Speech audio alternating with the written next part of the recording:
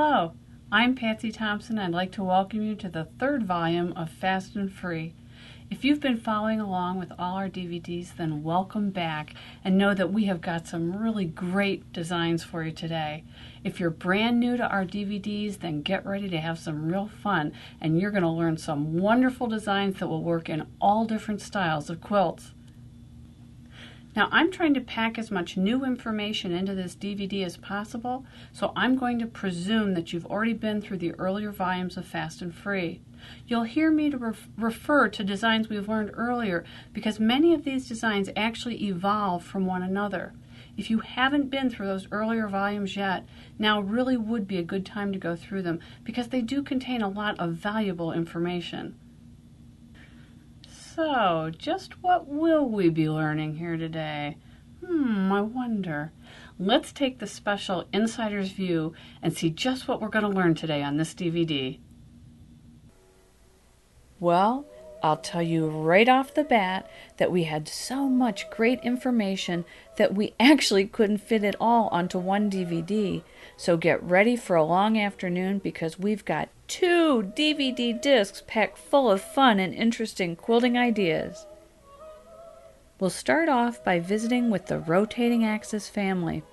This is a great family of very sophisticated looking designs, and these are actually formed by rotating a design element around a central axis point. These designs have wide-ranging applications in many different styles of quilts, and depending on how you choose to use them, they can take on a very traditional or a very contemporary look. From there, we'll move to the revolving axis family.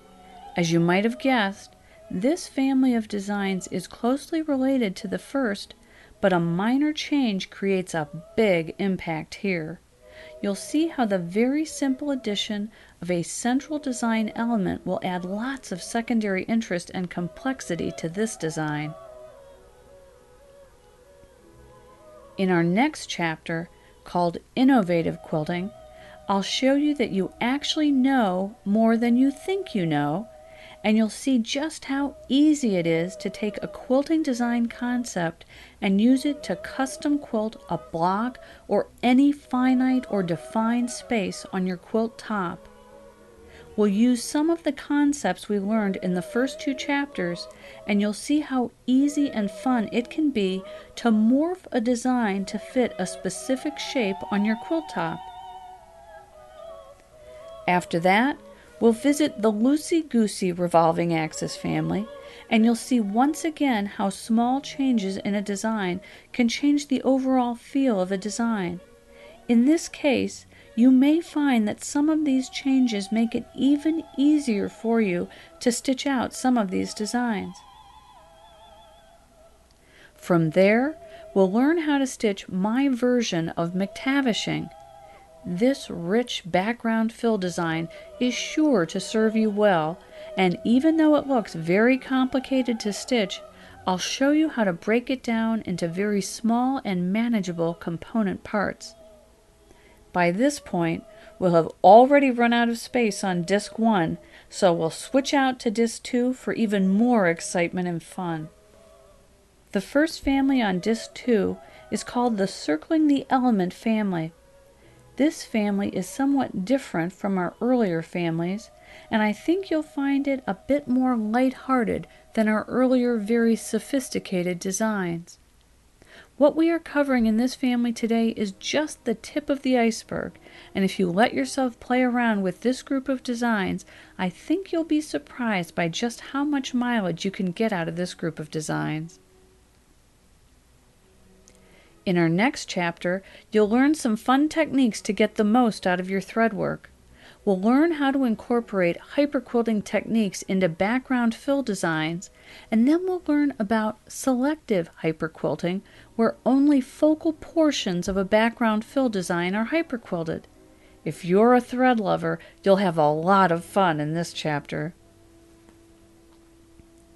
After that, we'll move away from design families and focus on techniques. In the next chapter, we'll review strategies to help you manage a large quilt on a home domestic sewing machine. You know, we're working with a fairly small throat space on our home domestic sewing machines, but it is still very possible to do beautiful quilting on a very large quilt.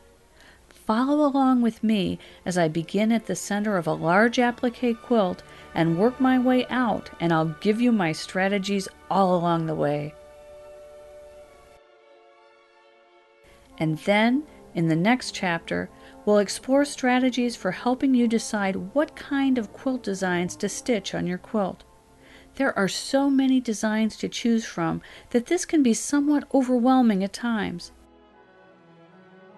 This is a big stumbling block for so many quilters, and I'm hoping that my guidelines will help you to develop the confidence to make comfortable choices for all of your quilts. After that, well, it's a big secret. I could tell you what's next, but then I'd have to kill you. I guess you're just going to have to watch both DVDs to find out. Woo! We have got to get going because that is an awful lot of material to cover today. Go ahead and make yourself up some small 9 by 12 inch quilt sandwiches so you can practice those designs and follow along right with me. And don't forget, go to the website and download a set of free line drawings of all these designs. That way you'll have a roadmap of what we're going to cover. But most of all, get ready to have some fun. Let's go!